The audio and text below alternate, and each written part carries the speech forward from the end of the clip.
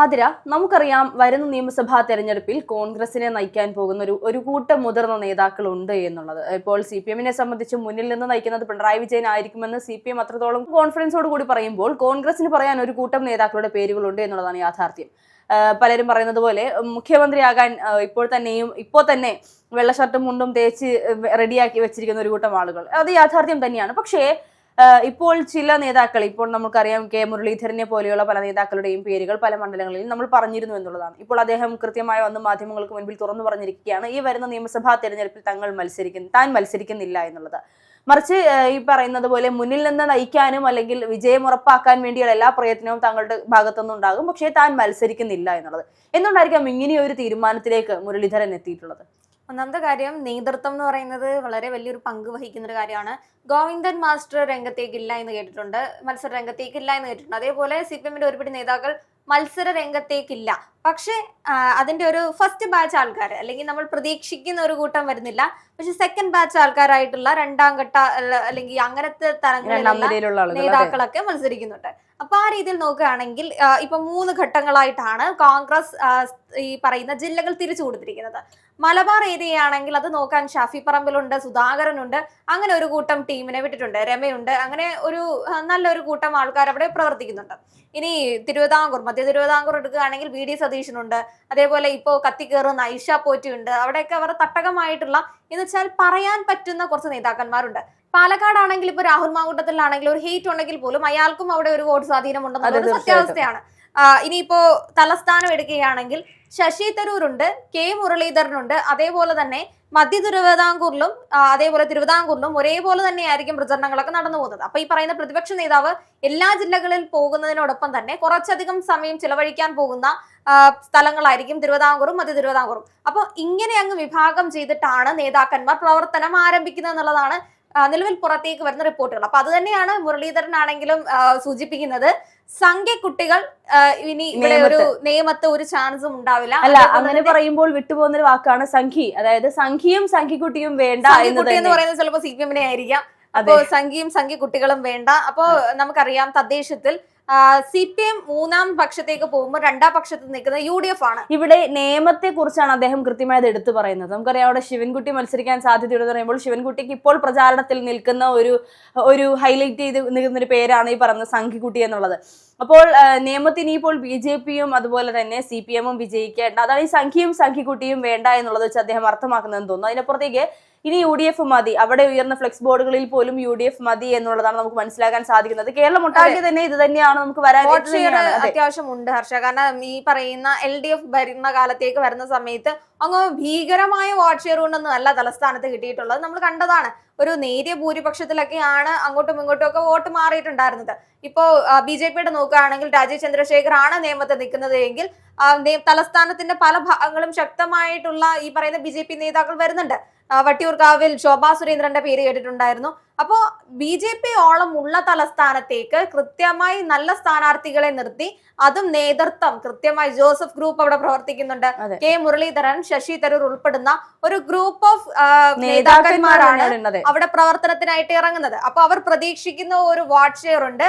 ഇപ്പോ 140 മണ്ഡലങ്ങളാണ് അവിടെ ഉള്ളത് എങ്കിൽ അതിൽ 80-ൽ കൂടുതൽ മണ്ഡലങ്ങളും പിടിച്ചെടുത്തുകൊണ്ട് ഒരു വൻ ഭൂരിപക്ഷത്തിൽ തലസ്ഥാനത്തെ തിരിച്ചു പിടിക്കാനാണ് UDF-ന്റെ ഉറച്ച തീരുമാനം എന്ന് പറയുന്നത്. അതെ, തീർച്ചയായിട്ടും. അതിനപ്പുറത്തേക്ക് ഈ പറയുന്നത് പോലെ മത്സര രംഗത്തേക്ക് ഇല്ല എന്ന് പറയുമ്പോൾ അതിൽ തോൽവി ഭയം ഉണ്ടോ എന്നുള്ളത് മറ്റൊരു സംശയമായി തന്നെ നിലനിൽക്കുകയാണ് എന്നുള്ളതാണ് യാഥാർത്ഥ്യം. കാരണം ഒരുപക്ഷെ തോറ്റു പോവുകയാണെങ്കിൽ തങ്ങൾക്ക് ഈ നിയമസഭയിൽ ഒരു സീറ്റ് പോലും ലഭിക്കാതെ അല്ലെങ്കിൽ മന്ത്രിസഭയിൽ ഒരു സീറ്റ് പോലും ലഭിക്കാതെ പോകുന്ന ഒരു ഭയമാണ് ഈ പറയുന്ന മുരളീധരനെ സംബന്ധിച്ച്. മുരളീധരന് സേഫ് ആയിട്ടുള്ള കുറേയധികം മണ്ഡലങ്ങൾ ഉണ്ടെന്നുള്ളതാണ് സത്യാവസ്ഥ. ഇപ്പോ തലസ്ഥാനത്ത് അയാൾ നിൽക്കുകയാണെങ്കിൽ തന്നെ ഇപ്പൊ തലസ്ഥാനത്ത് ഒരു പേര് വിട്ടുപോയി, ശബരിനാഥിന്റെ കൃത്യമായിട്ടുള്ള ഒരു ക്യാമ്പയിൻ നടക്കുന്നുണ്ടാവും. ശബരിനാഥും കൂടെ ആ ഒരു ലിസ്റ്റിനകത്തിലേക്ക് വരുന്ന ഒരു പേരാണ്. അപ്പോ ഈ പറയുന്ന തലസ്ഥാനത്ത് ഏതെങ്കിലും ഒരു നല്ല പൊസിഷൻ നോക്കുകയാണെങ്കിൽ കുറെ കാലങ്ങളായിട്ട് മുരളീധരനെ അറിയാത്ത ആൾക്കാരൊന്നും അല്ല അവിടെ ഉള്ളത്. അപ്പൊ അവിടെ അയാൾ നിന്ന് കഴിഞ്ഞാലും അയാൾക്ക് വോട്ട് ഷെയർ കൂടി അല്ലെങ്കിൽ ജയിക്കാനുള്ള സാധ്യതയുണ്ട്. അതേപോലെ തൃശ്ശൂർ സാധ്യതയുണ്ട്, പാലക്കാട് സാധ്യതയുണ്ട്, ഇനിയിപ്പോ വടകര സാധ്യതയുണ്ട്, അപ്പൊ ഈ കോഴിക്കോട് സാധ്യതയുണ്ട്, മലബാർ. അപ്പൊ ഈ 3 സ്ഥലങ്ങളിലും അല്ലെങ്കിൽ കൊച്ചിയിലാണെങ്കിലും എറണാകുളത്താണെങ്കിലും അത്യാവശ്യം മുരളീധരന് സ്വാധീനമുണ്ട്. പിന്നെ ഈ ഓപ്പോസിറ്റ് വരുന്ന സ്ഥാനാർത്ഥി അനുസരിച്ചിട്ടായിരിക്കും ഈ പറയുന്ന ഇപ്പോ കണ്ണൂര് അവിടെ വരുന്ന ഒരു സ്ഥാനാർത്ഥി എന്ന് പറഞ്ഞു കഴിഞ്ഞാൽ ഇപ്പോ പിണറായി വിജയൻ മത്സരിക്കുന്നുണ്ട്. പിണറായി വിജയനെതിരെ ഈ പറഞ്ഞ മുരളീധരൻ നിന്നിട്ടുണ്ടെങ്കിൽ മുരളീധരന് വോട്ട് കിട്ടില്ല എന്ന് പ്രത്യേകിച്ച് ഉറപ്പൊന്നുമില്ല. അയാൾക്ക് വോട്ട് കിട്ടാനുള്ള പക്ഷേ വിജയിക്കാനുള്ള സാധ്യതയാണ് ഇവിടെ ഇദ്ദേഹം ഈ പറയുന്നത് പോലെ പലരും പരിഗണിക്കുന്നത്. നമുക്കറിയാം ഇപ്പോഴത്തെ UDF-ന്റെ ഒരു അജണ്ട എന്ന് പറയുന്നത് തന്നെ മുഖം നോക്കാതെ വിജയ സാധ്യത മാത്രം നോക്കി തീരുമാനമെടുക്കുക, അല്ലെങ്കിൽ നേതാക്കന്മാരെ മുൻനിർത്തി കൊണ്ടുപോകുക എന്നുള്ളതാണ്. കഴിഞ്ഞ ദിവസം ഇത്തരത്തിൽ ബെന്നി ബെഹനാൻ MP ഞാൻ സംസാരിക്കുന്ന സമയത്ത് അദ്ദേഹം പറഞ്ഞൊരു കാര്യമുണ്ട്, കോൺഗ്രസിന് ഇപ്പോൾ മുഖം നോക്കുന്ന സാഹചര്യം അല്ല ഉള്ളത്, അവർ വിജയിക്കണം എന്നുള്ള ഉദ്ദേശത്തോടു കൂടി പോവുകയാണ്. അതിൽ ചിലപ്പോൾ മുതിർന്ന പല നേതാക്കന്മാരെയും കണ്ടില്ലെന്ന് നടിക്കേണ്ടി വരും, പല ചെറുപ്പക്കാരെയും മുന്നിൽ നിർത്തേണ്ടി വരും. കാരണം ഇന്നത്തെ രാഷ്ട്രീയത്തിൽ എന്താണ് സ്വാധീനമുള്ളത് അതിന് മുന്നിൽ നിർത്തി നയിച്ചു തീരുവുള്ളൂ. അങ്ങനെ ഒരു പ്രഖ്യാപനം പറഞ്ഞിട്ടുണ്ടായിരുന്നു. ഒരു വിഭാഗം യുവത്വ നിരകളെയാണ് ഇപ്രാവശ്യം ജനങ്ങൾക്ക് മുൻപിലേക്ക് അവർ പ്രസന്റ് ചെയ്യാൻ പോകുന്നതെന്ന്. കാരണം ആ ഒരു യുവത്വ നിര പരീക്ഷിക്കുമോ അല്ലെങ്കിൽ വിജയിക്കുമോ എന്നുള്ള ഒരു പരീക്ഷണമായിരുന്നു തദ്ദേശത്തിൽ നടന്നിട്ടുണ്ട്. അപ്പൊ ആ ഒരു യുവത്വ നിരയ്ക്ക് ആ ഒരു തരത്തിലുള്ള റെസ്പോൺസ് ജനങ്ങളിൽ നിന്ന് കിട്ടി. നല്ല രീതിയിലുള്ള വോട്ട് ഷെയർ എല്ലാ മണ്ഡലങ്ങളിൽ നിന്നും യുവത്വങ്ങൾ നിന്നെടുത്തു എന്ന് എല്ലാവർക്കും കിട്ടിയിട്ടുണ്ട്. അപ്പൊ അതിൽ തന്നെ കുറെ അധികം ഫെയിം ആയ ആൾക്കാരുണ്ട്. അതേപോലെ യൂത്ത് സ്റ്റാർ തന്നെ ആയിരുന്നല്ലോ രാഹുൽ മാങ്കൂട്ടം എന്ന് പറയുന്നത്. അത്യാവശ്യം നല്ല ഏജ് ആയിട്ടൊന്നും അല്ല, ഒരു ഉപതെരഞ്ഞെടുപ്പിൽ പോയി അയാൾക്ക് അത്രയധികം വോട്ട് ഷെയർ കിട്ടിയിട്ടുണ്ടായിരുന്നു. അപ്പൊ കോൺഗ്രസിന്റെ മുഖമായിട്ടുള്ള യുവരക്തങ്ങളെ തന്നെ പുറത്തേക്ക് ഇറക്കുക. അപ്പോ അതിന് നേതൃത്വം കൊടുക്കാൻ നല്ല മുതിർന്ന നേതാക്കളോട് വരികയാണെങ്കിൽ ഈ പറയുന്ന തലസ്ഥാനം സംഘിക്കുട്ടികൾക്കും സംഘികൾക്കും ഒന്നും പോകാതെ UDF-ലേക്ക് തന്നെ തിരിച്ചു വരുന്നത് തന്നെയാണ് കോൺഗ്രസിന്റെ ഒരു ഉറച്ച നിലപാട്. അതേപോലെ ഒരു ഈ BJP ഓളം എന്നൊക്കെ പറയുന്ന പോലെ കോൺഗ്രസ് ഓളം ഉണ്ടായി കഴിഞ്ഞു എന്നുള്ള ഒരു സത്യാവസ്ഥയാണ്. അപ്പോൾ എല്ലാ മണ്ഡലങ്ങളിലും കൃത്യമായി നമുക്ക് പറയാൻ പറ്റുന്ന ഒരു നേതാവ് ഇപ്പോൾ ഉണ്ട്. ഇപ്പോ എവിടെ അഡ്രസ് ചെയ്യുമ്പോഴാണെങ്കിൽ തന്നെ ഇപ്പൊ കഴിഞ്ഞ ദിവസമായിരുന്നു തലസ്ഥാനത്ത് നിന്നും CPM എന്ന ആൾക്കാർ UDF-ലേക്ക് വരുന്നുണ്ട്, പത്തനംതിട്ടയിൽ നിന്ന് വരുന്നുണ്ട്, കണ്ണൂരിൽ നിന്ന് വരുന്നുണ്ട്, ഇടുക്കിയിൽ നിന്ന് വരുന്നുണ്ട്. അപ്പൊ എല്ലാ സ്ഥലങ്ങളിൽ നിന്നും ഇപ്പൊ മലയോരമാണെങ്കിലും വയനാടാണെങ്കിലും എല്ലാ സ്ഥലങ്ങളിൽ നിന്നും UDF-ലേക്ക് ഒരു ചേക്കേറ്റമുണ്ട്. അതേപോലെ ഗോത്ര വിഭാഗങ്ങളിൽ നിന്നുള്ള നേതാക്കൾ ഏറ്റവും കൂടുതൽ വോട്ട് ഷെയർ CPM-ന് കിട്ടിക്കൊണ്ടിരുന്ന ഒരു വിഭാഗം എന്ന് പറയുന്നത് ദളിത് സംഘടനകളുടെ വോട്ട് കിട്ടിയിട്ടുണ്ടായിരുന്നു. അതേപോലെ ക്രൈസ്തവരുടെ വോട്ടുകൾ ഏറ്റവും കൂടുതൽ ഈ കോൺഗ്രസിനോടൊപ്പം കിട്ടിയിട്ടുള്ളത് CPM-നായിരുന്നു. അതേപോലെ ഈ പറയുന്ന ഏറ്റവും ട്രൈബൽ ഗ്രൂപ്പ്സ്, ആദിവാസി സംഘടനകൾ, അപ്പൊ ഇവരുടെ ഗോത്ര വിഭാഗങ്ങൾ, ഇവരുടെയൊക്കെ വോട്ടുകൾ കിട്ടിയിട്ടുണ്ടായിരുന്ന CPM-ൽ നിന്നും ഗോത്രവിഭാഗ നേതാക്കന്മാരുടെ പൂർണ്ണ സപ്പോർട്ട് UDF-ലേക്ക് കിട്ടുന്നു. ഈ പറയുന്ന CK ജാനുവിന്റെ കോൺഗ്രസിലേക്കുള്ള വരവ്, അതേപോലെ ഈ അടുത്ത കാലത്തായിരുന്നു ആദിവാസി ഗോത്ര വിഭാഗ നേതാവ് കണ്ണൂരിൽ നിന്നുള്ള നേതാക്കന്മാർ പൂർണ്ണമായി, കാരണം 10 വർഷമായിട്ട് അവർ നിന്നിട്ടുണ്ടായിരുന്ന CPM-നൊപ്പമാണ്. ആ 10 വർഷത്തെ ബന്ധം അവസാനിപ്പിച്ചുകൊണ്ട് കോൺഗ്രസിലേക്ക് വരുന്ന കാഴ്ച നമ്മൾ കണ്ടു.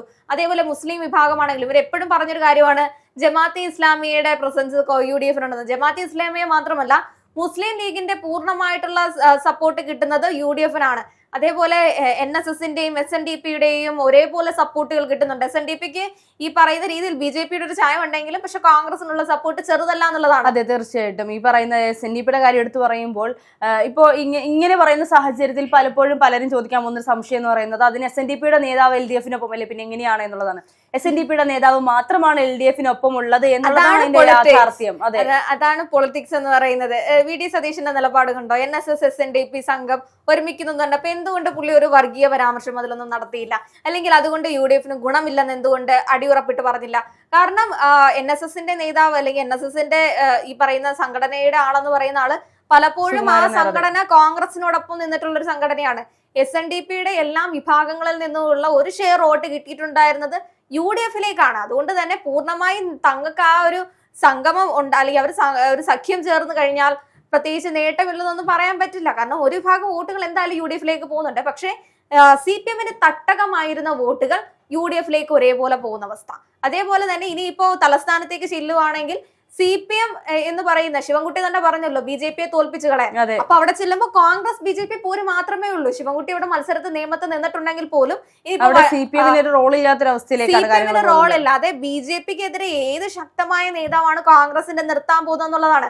ഇപ്പൊ ഒന്ന് ആലോചിച്ച് നോക്കൂ, വൈഷ്ണയാണ് നിൽക്കുന്നതെങ്കിൽ, വൈഷ്ണവ് സുരേഷിന്റെ പേര് പറഞ്ഞതുകൊണ്ട് മാത്രമാണ്, വൈഷ്ണയാണ് നിൽക്കുന്നതെന്ന് യാതൊരു വിധ ഉറപ്പും വന്നിട്ടില്ല. കാരണം അത്ര അധികം ഏറ്റവും കൂടുതൽ സ്റ്റാർ മണ്ഡലമാണ്, ആൾക്കാർ നോക്കുന്ന മണ്ഡലങ്ങളാണ്. അവിടേക്ക് പ്രവർത്തനത്തിനായി ഇറങ്ങിയിരിക്കുന്നത് മുതിർന്ന നേതാക്കന്മാരുടെ ഒരു നിര തന്നെ ഇറങ്ങിയിട്ടുണ്ട്.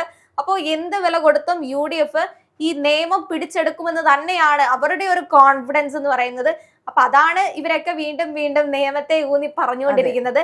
ശിവൻകുട്ടിക്ക് കുറച്ചുനാള് റെസ്റ്റ് എടുക്കാമെന്ന് തന്നെയാണ് നമുക്ക് നിലവിലെ ആ ഒരു അന്തരീക്ഷം, രാഷ്ട്രീയ അന്തരീക്ഷം കൊണ്ട് നമുക്ക് മനസ്സിലാക്കാൻ പറ്റുന്നത്.